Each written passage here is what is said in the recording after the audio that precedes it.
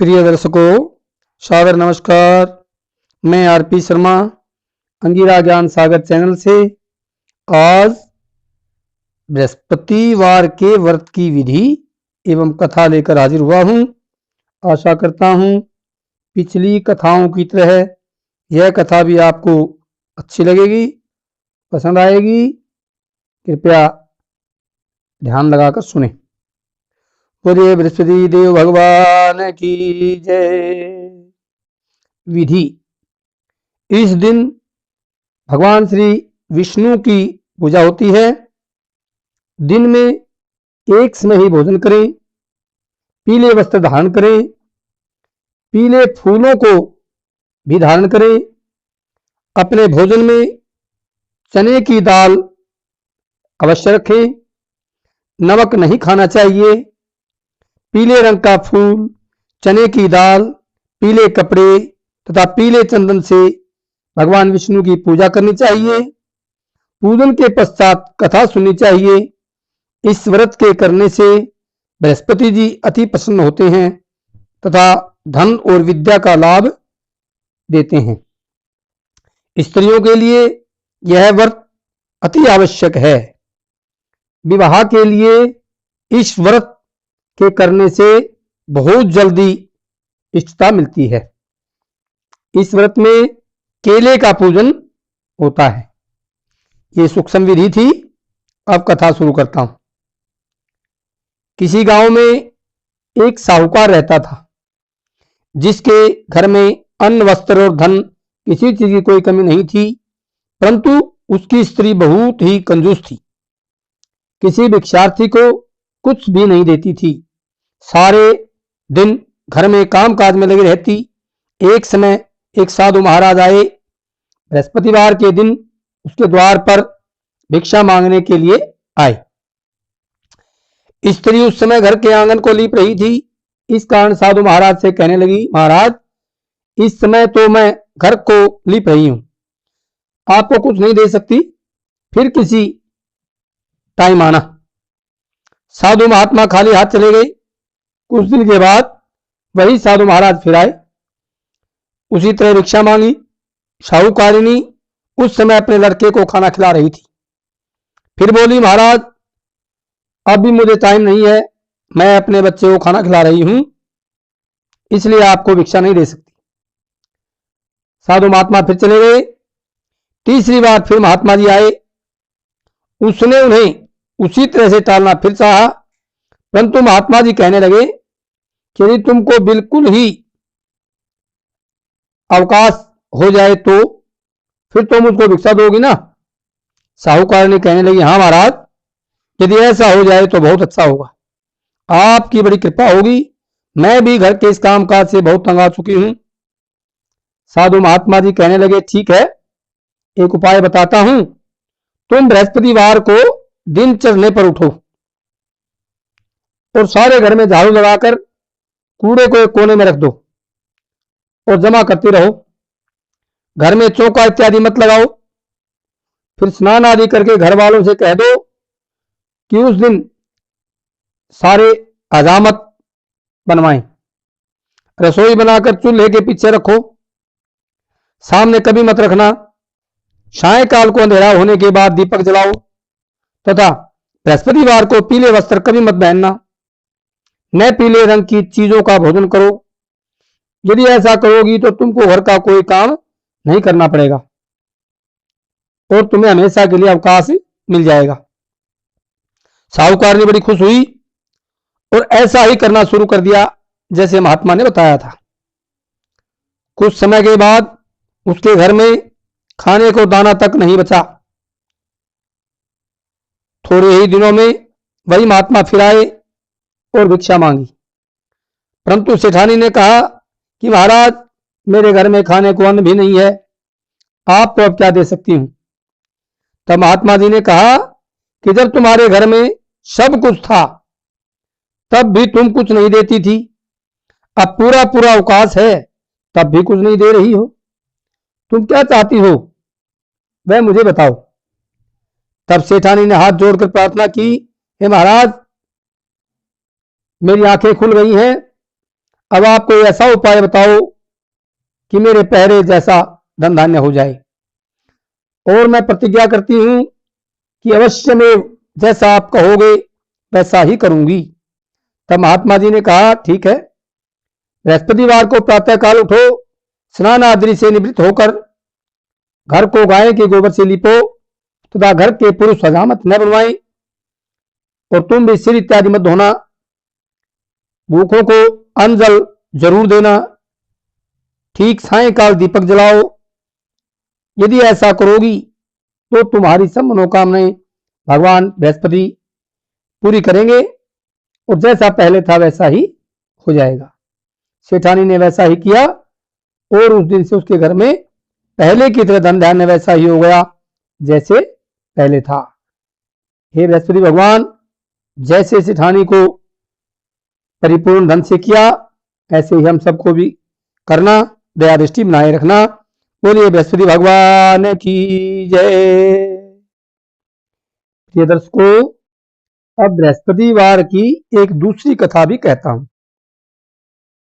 एक दिन इंद्र देवता बड़े अहंकार से अपने सिंहासन पर बैठे थे, और बहुत से देवता, ऋषि, गंधर्व, किन्नर आदि सभा में उपस्थित थे।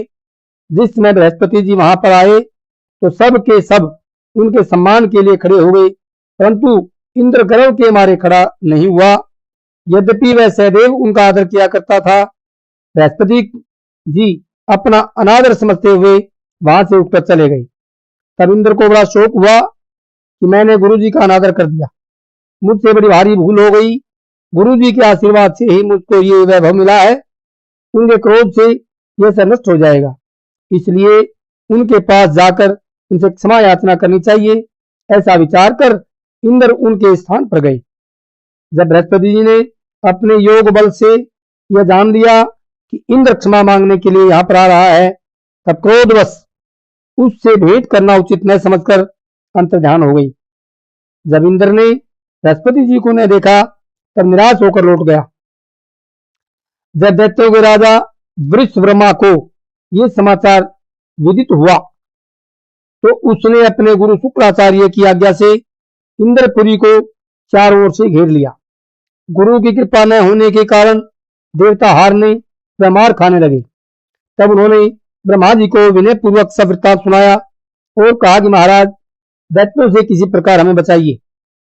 तब ब्रह्मा जी कहने लगे कि तुमने बड़ा अपराध किया है, जो गुरुदेव को क्रोधित कर दिया। अब तुम्हारा कल्याण इसी में हो सकता है कि त्वष्टा नाम का पुत्र,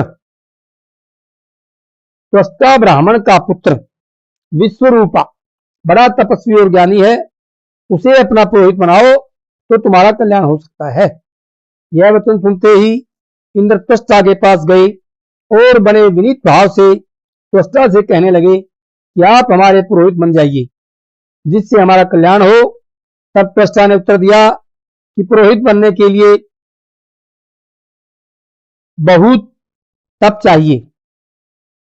यदि मैं तुम्हारा पुरोहित बनूंगा तो मेरा तपोबल घट जाएगा, परंतु तुम बहुत विनती कर रहे हो, इसलिए मेरा पुत्र विश्वरूपा पुरोहित बनकर तुम्हारी रक्षा करेगा। विश्वरूपा ने पिता की आज्ञा से पुरोहित बनकर ऐसा यत्न किया कि हरि इच्छा से इंद्र वृषब्रह्मा को युद्ध में जीतकर अपने इंद्रासन पर सिद्ध हो गया। विश्वरूपा के 3 मुख थे। एक मुख से वह सोमपल्ली, एक लता होती है, इसका रस निकालकर पीते थे। दूसरे मुख से मदिरा पीते और तीसरे मुख से अन्न आदि का भोजन करते थे। इंद्र ने कुछ दिनों उपरांत कहा कि मैं आपकी कृपा से यज्ञ करना चाहता हूं। जब विश्वरूपा की आज्ञा अनुसार यज्ञ प्रारंभ हो गया, तब एक दैत्य ने विश्वरूपा से कहा कि तुम्हारी माता दैत्य की कन्या है, इस कारण हमारे कल्याण के निमित्त एक आहुति दैत्यों के नाम पर भी दे दिया करो तो अति उत्तम बात है। विश्वरूपा उस दैत्य का कहा मानकर आहुति देते समय दैत्य का नाम धीरे से लेने लगा। इसी कारण यज्ञ करने से देवताओं का तेज नहीं बढ़ा। इंद्र ने यह वृत्तांत जानते ही क्रोध पूर्वक विश्वरूपा के सिर के 3 हिस्से कर डाले, यानी कि तीनों सिर काट डाले। मद्यपान करने वाले से भंवरा उन 3 सिरों से क्या क्या बना? जो सिर मुख मद्यपान करता था उस मुख का भंवरा बना। जिस मुख से सोमपल्ली का रस पीता था उससे कबूतर बन गया, और जिस मुख से अन्न खाता था उससे तितर बन गया।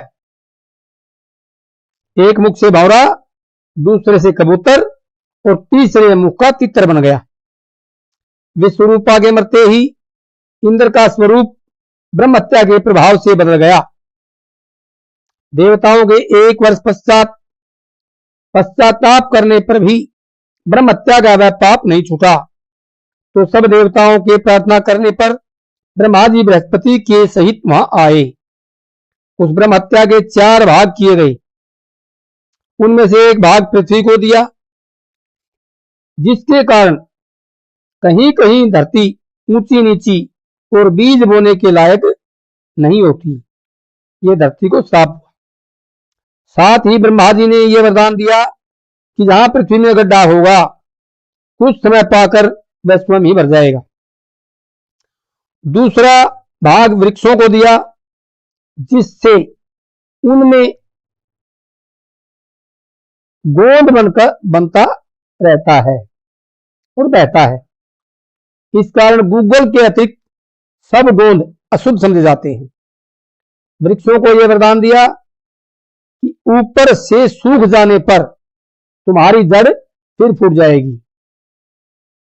तीसरा भाग स्त्रियों को दिया, जिसके कारण स्त्रियां हर महीने रजस्वला होकर पहले दिन चंडालिनी, दूसरे दिन ब्रह्मघातिनी, तीसरे दिन धोबिन के समान रहकर चौथे दिन शुद्ध होती हैं, और संतान प्राप्ति का उनको वरदान दिया।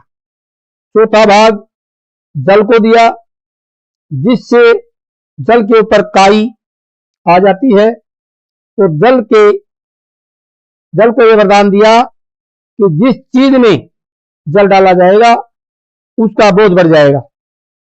इस प्रकार इंद्र को ब्रह्म हत्या के पाप से मुक्त किया। जो मनुष्य इस कथा को पढ़ता है, सुनता है, सुनाता है, उसके सब पाप बृहस्पति जी महाराज की कृपा से नष्ट हो जाते हैं। हे बृहस्पति महाराज, जैसे इंद्र के पाप नष्ट किए, ऐसे ही जाने में अनजाने में हमारे से कोई अपराध हो जाता है तो हमारा अपराध भी ऐसे क्षमा करें और आशीर्वाद सदा बनाए रखना। बोलिए बृहस्पति महाराज की जय। यदि ये कथा भी आपको पसंद आई हो तो कृपया मेरे चैनल को लाइक, शेयर और सब्सक्राइब अवश्य करना, और साथ में बेल आइकन जरूर दबाएं। धन्यवाद।